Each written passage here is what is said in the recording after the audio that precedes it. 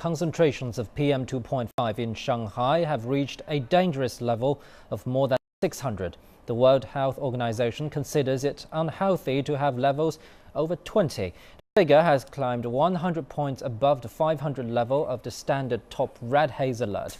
PM10 data has also reached more than 670. In some seriously affected parts of the city, PM 2.5 data has reached 720 points.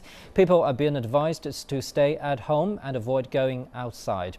Service of nearly a third of the city's vehicles for government institutions and companies has been suspended, and outdoor building work has been stopped. It's the worst pollution this year, but many people still need to maintain public services. I'm just doing my job, trying my hardest to clean the street. I don't think I'm different from others who are doing their jobs.